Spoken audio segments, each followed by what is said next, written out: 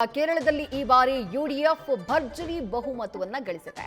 ಆದರೆ ಸಿಎಂ ಯಾರು ಅನ್ನೋದನ್ನ ಡಿಸೈಡ್ ಮಾಡುವುದಕ್ಕೆ ಇನ್ನೂ ಕೂಡ ಸಾಧ್ಯವಾಗಿಲ್ಲ. ಕಾಂಗ್ರೆಸ್ ಪಾಳ್ಯದಲ್ಲಿ ಸಿಎಂ ಪಟ್ಟಕ್ಕೇರೋಕೆ ಭಾರಿ ಪೈಪೋಟಿ ಇದೆ. ಕೆಸಿ ವೇಣುಗೋಪಾಲ್ಗೆ 63 ಶಾಸಕರ ಪೈಕಿ ಗೆದ್ದಂತಹ ಕಾಂಗ್ರೆಸ್ನ 63 ಶಾಸಕರ ಪೈಕಿ 47 ಶಾಸಕರು ಬೆಂಬಲವನ್ನ ನೀಡಿದ್ದಾರಂತೆ. ಎಐಸಿಸಿ ವೀಕ್ಷಕರ ಬಳಿ ಇದ್ದಂತಹ ಪ್ರತಿಯ ಪ್ರಕಾರ 47 ಶಾಸಕರು ಕೆಸಿ ವೇಣುಗೋಪಾಲ್ ಅವರು ಮುಖ್ಯಮಂತ್ರಿಯಾಗಿ ಆಯ್ಕೆಯಾಗಬೇಕು ಅಂತ ಹೇಳಿ ತಮ್ಮ ಬೆಂಬಲವನ್ನ ನೀಡಿದ್ದಾರೆ. ವೇಣುಗೋಪಾಲ್ಗೆ ಬೆಂಬಲಿಸಿದಂತಹ ಶಾಸಕರ ಪಟ್ಟಿಯ ಫೋಟೋ ವೈರಲ್ ಆಗಿದೆ. ಮುಂದಿನ ಸಿಎಂ ವೇಣುಗೋಪಾಲ್ ಹೆಸರು ಪ್ರಸ್ತಾಪಿಸಿದ್ದಾರೆ ಶಾಸಕರು. ಎಐಸಿಸಿ ವೀಕ್ಷಕ ಮುಕುಲ್ ವಾಸ್ನಿಕ್ ಕೈನಲ್ಲಿದ್ದಂತಹ ಪ್ರತಿಯ ಫೋಟೋ ವೈರಲ್ ಆಗಿದೆ.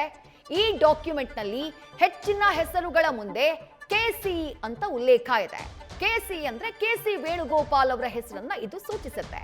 ಮೇ 10ನೇ ತಾರೀಕು ಕೇರಳದ ಹೊಸ ಸಿಎಂ ಹೆಸರು ಘೋಷಣೆಯಾಗುವಂತಹ ಸಾಧ್ಯತೆ ಇದೆ. ಮುಕುಲ್ ವಾಸ್ನಿಕ್ ಅವರು ಕೇರಳಕ್ಕೆ ಹೋಗಿದ್ದಾರೆ. ಅಲ್ಲಿ ಶಾಸಕರ ಅಭಿಪ್ರಾಯವನ್ನ ಸಂಗ್ರಹಿಸೋಕೆ ಫೈಟ್ ಯಾರ ನಡುವೆ?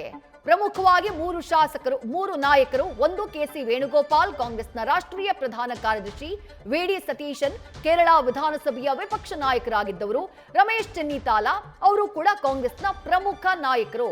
ಈ 3 ಜನರಲ್ ಫೈಟ್. ಅದರಲ್ಲೂ ಸದ್ಯಕ್ಕೆ ಬಹಳ ದೊಡ್ಡ ಮಟ್ಟದಲ್ಲಿ ಈ ಚರ್ಚೆಯಾಗ್ತಾ ಇರೋದು 2 ಹೆಸರು. ಒಂದು ಕೆಸಿ ವೇಣುಗೋಪಾಲ್ ಅವರದ್ದು, ಮತ್ತೊಂದು ವಿ.ಡಿ. ಸತೀಶನ್ ಅವರದ್ದು. ಇವರಿಬ್ಬರ ಮಧ್ಯೆ ಬಹಳ ದೊಡ್ಡ ಮಟ್ಟದಲ್ಲಿ ಫೈಟ್ ಇದೆ. ಮುಖ್ಯಮಂತ್ರಿ ರೇಸ್ಗೆ ಸಂಬಂಧಪಟ್ಟ ಹಾಗೆ ಅನ್ನುವಂತಹ ಚರ್ಚೆ ಇದೆ. ಸದ್ಯಕ್ಕೆ ಮುಕುಲ್ ವಾಸ್ನಿಕ್ ಅವರ ಕೈನಲ್ಲಿದ್ದಂತಹ ಆ ಡಾಕ್ಯುಮೆಂಟ್ ಏನ್ ಹೇಳ್ತಾ ಇದೆ ಅಂತಂದ್ರೆ 63 ಶಾಸಕರು ಒಟ್ಟಾರೆಯಾಗಿ ಕಾಂಗ್ರೆಸ್ನಿಂದ ಗೆದ್ದಿರೋದು. ಅವರಲ್ಲಿ 47 ಶಾಸಕರು ಕೆಸಿ ವೇಣುಗೋಪಾಲ್ ಅವರ ಪರವಾಗಿ ವೋಟ್ ಹಾಕಿದ್ದಾರಂತೆ. ಆ ಡಾಕ್ಯುಮೆಂಟ್ ಅನ್ನ ಗಮನಿಸ್ತಾ ಇದ್ದೀರಿ. ಅದರಲ್ಲಿ ಬಹುತೇಕ ನಂಬರ್ಸ್ ಎಲ್ಲರೂ ಕೂಡ ಬಹುತೇಕರು ಕೆಸಿ ಅಂತ ಬರೆದಿದ್ದಾರಂತೆ. ಇದು ಮುಕುಲ್ ವಾಸ್ನಿಕ್ ಅವರ ಕೈನಲ್ಲಿದ್ದಂತಹ ಡಾಕ್ಯುಮೆಂಟ್. ಇದನ್ನ ಯಾರು ವೈರಲ್ ಮಾಡಿದ್ರು, ಯಾವ ಕಾರಣಕ್ಕಾಗಿ ವೈರಲ್ ಮಾಡಿದ್ರು? ಈಗ ಗೌಪ್ಯವಾಗಿರ್ಬೇಕಾಗಿದ್ದಂತಹ ಡಾಕ್ಯುಮೆಂಟ್ ಘೋಷಣೆ ಆಗೋದಕ್ಕೂ ಮೊದಲೇ ಯಾಕೆ ವೈರಲ್ ಆಯ್ತು? ಇದು ಕೂಡ ಚರ್ಚೆಯ ಭಾಗವೇ. ಅದ್ರ ಹಿಂದೆ ಏನ್ ರಾಜಕೀಯ ಉದ್ದೇಶಗಳಿದೆಯೋ ಗೊತ್ತಿಲ್ಲ. ಇನ್ನು ಕೆಸಿ ವೇಣುಗೋಪಾಲ್ ಅವರು 2011ಕ್ಕೆ ಮುಂಚೆನೆ ಅವರು ರಾಷ್ಟ್ರೀಯ ರಾಜಕಾರಣಕ್ಕೆ ಹೋಗಿದ್ದವರು.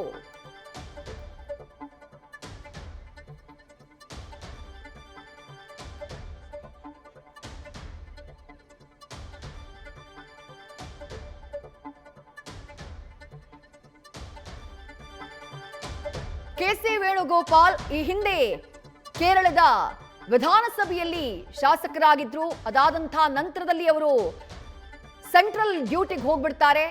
ಯೂನಿಯನ್ ಮಿನಿಸ್ಟರ್ ಆಗ್ತಾರೆ, ಸಂಸದರಾಗ್ತಾರೆ. ಈಗ ಎಐಸಿಸಿಯ ರಾಷ್ಟ್ರೀಯ ಪ್ರಧಾನ ಕಾರ್ಯದರ್ಶಿ ಆಗಿದ್ದಾರೆ.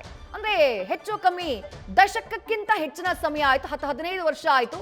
ಕೇರಳ ರಾಜ್ಯ ರಾಜಕಾರಣದಲ್ಲಿ ಅವರಿಲ್ಲ. ಅವರ ನಿರ್ಧಾರಗಳು, ಅವರ ಮಾತು ಬಹಳ ಮುಖ್ಯ ಆಗುತ್ತೇನೋ, ಬಟ್ ಕೇರಳ ರಾಜ್ಯ ರಾಜಕಾರಣದಲ್ಲಿ ಅವರಿಲ್ಲ, ಬಹಳ ದೂರ ಇದ್ದಾರೆ.